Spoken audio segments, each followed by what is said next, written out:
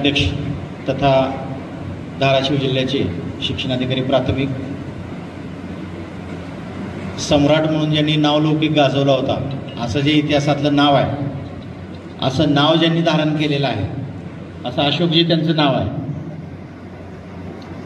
आणि महाराष्ट्रामधला वतन वारसा चालवणारं जे पाटील आहे, ते पाटील त्यांचं आडनाव आहे. हे आपल्या कार्यक्रमाचे अध्यक्ष आहेत. आणि अशोकरावजी पाटील साहेब यांच्या अध्यक्षतेखाली हा जो कार्यक्रम होतोय, त्या कार्यक्रमाचा ब्रँड असा आहे की ज्यांचा सेवानिवृत्तीचा कार्यक्रम आहे, ते ज्या कार्यालयामध्ये काम करतात त्या कार्यालयाचे सर्वोच्च अधिकारी इथं येऊन स्वतः त्यांच्या कार्याचा गुणगौरव करतात. याच्यापेक्षा मोठी गोष्ट अजून कोणती असू शकते? आणि त्यामुळे आत्ताच कुळे साहेबांनी मोठं दर्जेदार भाषण केलं, मी मन लावून ऐकलं. आणि तुम्ही असे एक अभ्यासपूर्ण वक्ते आहात याचा मला शोध लागला. याच्या अगोदर लागला असता तर मी तुम्हाला डायरेक्टला बोलवलं असतं.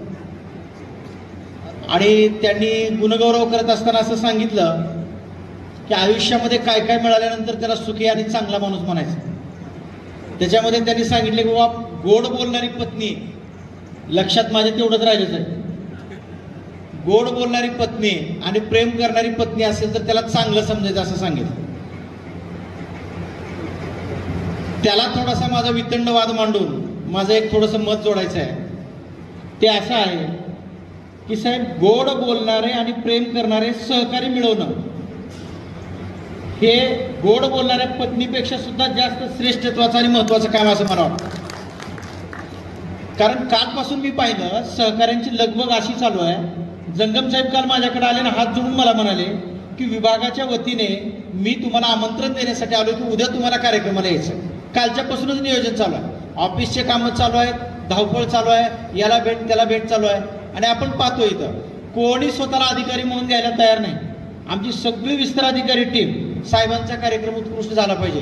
कोणी बुके उचलतंय, तिथला तिथं ठेवतंय, कोण खुर्ची उचलतंय, कोण ऍडजस्ट करतंय. हे जे सहकाऱ्यांचं प्रेम आहे, हे प्रेम मिळवणारा खरा सुखी असेल. त्याच्यामध्ये मी जोडलंय, फक्त तुम्हाला टीका केली नाही किंवा तुमचं कमी केलं नाही किंवा ते कमी महत्वाचं असं म्हटलेलं नाही. प्रेम करणारी बायको तर सगळ्यांनाच पाहिजे, त्याच्याबरोबर प्रेम करणारे सहकारी सुद्धा आवश्यक आहे. 39 वर्ष साहेबांची सेवा झालेली आहे. 1986ला नोकरीला लागलेले आहेत आणि 1997 पासून ते आजपर्यंत 30 वर्षाचा कालखंड हा त्यांचा एका कार्यालयामध्ये गेलेला, एकाच कार्यालयामध्ये कालखंड गेलेला, एकाच पदावर एकाच कार्यालयात काम करणारा माणूस एवढं प्रेम मिळवतो, हे आजच्या परिस्थितीमध्ये कौतुकास्पद आहे. कारण नको असणाऱ्या माणसाचा सहवास टळत नाही आणि हवा असणाऱ्यांचा मिळत नाही, अशी परिस्थिती आहे. आणि इतके वर्ष काम करून सुद्धा एवढं प्रेम. आजी माझी सर्व शिक्षणाधिकारी महोदय इथं आहे, आपल्या कामाचं भरभरून कौतुक करतायत, व्यक्तिगत काहीच बोलत नाहीत. जाधव साहेब आले, अहो सेवानिवृत्तीबद्दल सांगळे साहेबाबद्दल बोला ना तुम्ही काहीतरी. तुम्ही 5 वर्षाचा आरटीईचा हिशोब त्यांनी मुंबईला कसा दिला याची सगळी स्टोरी सांगितली आणि आपलं भाषण संपवलं. भोसले मॅडम आले, त्यांनी सुद्धा तेच सांगितलं, सगळं कामाचं सांगितलं. मला अग्निपंखची आठवण झाली. अग्निपंख पुस्तकामध्ये एखादा क्षेपणास्त्र कसं तयार करायला चालू झालं वगैरे वगैरे वगैरे, कामामध्ये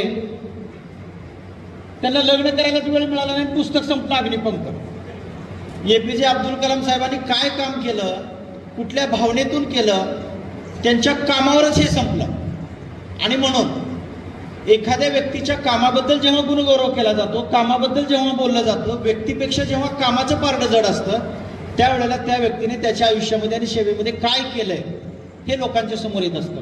आणि त्या दृष्टीने इतके वर्ष सेवा करणारा, इतके वर्ष अनुभव असणारा, एकाच कालखंडामध्ये एवढे सगळे टप्पे पाहणारा, आता जवळजवळ 77-78 वर्ष आपले स्वातंत्र्याला मिळून होत आहेत. स्वातंत्र्योत्तर भारतामध्ये सगळ्यात महत्त्वाचा विषय शिक्षण, त्याचं सार्वत्रिकीकरण, याच्यामध्ये 30-35 वर्षाची सेवा साहेबांनी पूर्ण केलेली आहे. आणि अधिकारी म्हणून 30 वर्षाची सेवा पूर्ण केलेली आहे. उस्मानाबाद जिल्ह्याचा किंवा या धाराशिव जिल्ह्याचा शिक्षण विभाग उभा करण्यामध्ये काही महत्त्वाचे जे स्तंभ आहेत, त्या स्तंभामध्ये साहेबांची कारकीर्द आहे. आणि त्यामुळं त्यांचा फक्त एक गुणवैशिष्ट्य या ठिकाणी मी नमूद करतो आणि थांबतो. ते गुणवैशिष्ट्य असं आहे, प्रचंड ज्ञान मिळाल्यानंतर एक तर माणूस गर्विष्ठ बनतो जसं की चांगदेवानं ज्ञानेश्वराचा जो प्रसंग आहे तो प्रसंग सर्वांनाच ज्ञात असल्यामुळे तो प्रसंग सांगत नाही, फक्त त्याचा संदर्भ म्हणून मी या ठिकाणी वापर करतो की चांगदेवाला ज्ञान असल्यामुळे प्रचंड गर्व तयार झाला, मात्र सांगळे साहेबांच्या संदर्भामध्ये प्रचंड ज्ञान प्राप्त झाल्यामुळे प्रचंड नम्रता आली. मोठ्या आवाजात बोलणं, रागावून बोलणं आणि कोणीही विचारलेली माहिती त्यांना सांगणं, कोणीही काही माहिती विचारो स्वतःजवळचं ज्ञान त्यांना सांगणं, मोठ्या आवाजात बोलणं हे त्यांच्याकडून कधीच घडलं नाही, कोणावरती रागावणं हे कधीच घडलं नाही, नियमावली लपवून छपवून ठेवणे हे कधीच त्यांच्याकडून घडलं नाही. आणि त्यामुळं हा शिक्षण क्षेत्रातला अत्यंत नम्र, विद्वत्तापूर्ण आणि इतका तयार झालेला माणूस. ऑपरेशन सिंदूर काय हे फक्त लढाईच्या मैदानावरच नसतं, प्रत्येक कार्यक्षेत्रामध्ये ऑपरेशन सिंदूर आहे. आमचे समाज कल्याण आयुक्त संजयजी गुरव साहेब इथं बसलेले आहेत, त्यांच्यासोबत एक मी कार्यक्रम केला तर माझ्या असं लक्षात आलं की किती प्रचंड क्षमतेने हा माणूस काम करतोय. मुख्यमंत्री सहाय्यता योजना जी होती महाराष्ट्रामध्ये 1 नंबरची राबवली त्यांनी. महाराष्ट्रामध्ये धाराशिवचं नाव सुवर्णाक्षरांनी या योजनेच्या संदर्भात घेतलं जातं आणि ते करत असताना त्यांनी कसं काम केलं हे मी जवळून अनुभवलेलं आहे. आणि त्यामुळं इतकं प्रचंड काम करावं लागतं एखाद्या क्षेत्राला पुढे नेण्यासाठी. तसं धाराशिवचं नाव शिक्षण क्षेत्रामध्ये उभं करण्यासाठी ज्या ज्या अधिकाऱ्यांनी काम केलं त्याच्यामध्ये उद्धवजी सांगळे साहेब, त्यांचं नाव घेतल्यानंतर त्यांच्या पुढे साहेब हे पदनाम लावलं जात नाही असं या धाराशिव जिल्ह्यामध्ये कुठंच होत नाही. आणि त्यामुळं स्वतःच्या कामगिरीवर, स्वतःच्या गुणवैशिष्ट्यावर ज्यांनी साहेब ही पदवी कमवली असे आमचे उद्धवजी सांगळे साहेब आज सेवानिवृत्त होत आहेत. त्यांच्या कन्या आणि चिरंजीव हे सुद्धा कौटुंबिक वातावरणामध्ये या ठिकाणी झटताना दिसत आहेत. त्यांना मी निदर्शनाला आणून देऊ इच्छितो की या माणसांनी प्रचंड काम करून या 30 वर्षामध्ये आपुलकी कमावलेली आहे, प्रेम कमावलेलं आहे, ज्ञान कमावलेलं आहे. आणि तेवढ्याच नम्रतेने मी या ठिकाणी व्यक्त होऊ इच्छितो की मलाच एकदा दोनदा असे प्रश्न पडले होते की आता याच्या पुढे काय असेल, काय करायचं असतं. मी त्यांना फोन केला की सांगळे साहेब मला तुमच्याकडून याचं उत्तर मिळेल असं वाटतंय. सांगळे साहेब म्हणाले की मला वेळ आहे, मी 10 मिनिटामध्ये डाएटला येतो. ते माझ्याकडे आले, आम्ही गप्पा मारल्या, माझ्या प्रश्नाची सोडवणूक झाली, माझे सुद्धा प्रश्न ज्यांनी सोडवले, आमच्या जिल्ह्याचे प्रश्न ज्यांनी सोडवले, अशा सांगळे साहेबांना कौटुंबिक वातावरण अत्यंत आनंदाचं यापुढे लाभावं ईश्वरचरणी अशा प्रकारची मी प्रार्थना करतो. आणि फक्त शिवसाहेबच नाही तर आमचे लेखाचे सुद्धा साहेब प्रमुख या ठिकाणी आलेले आहेत. हे प्रेम आणि हा आदर ज्यांनी कमवला तो कर्मचारी एक सर्वश्रेष्ठ सेवा घेऊन सेवानिवृत्त होत असतो. त्यांच्या सेवानिवृत्तीला, या कार्यक्रमाला, त्यांच्या सहकाऱ्यांना शुभेच्छा देतो आणि थांबतो. खूप खूप धन्यवाद.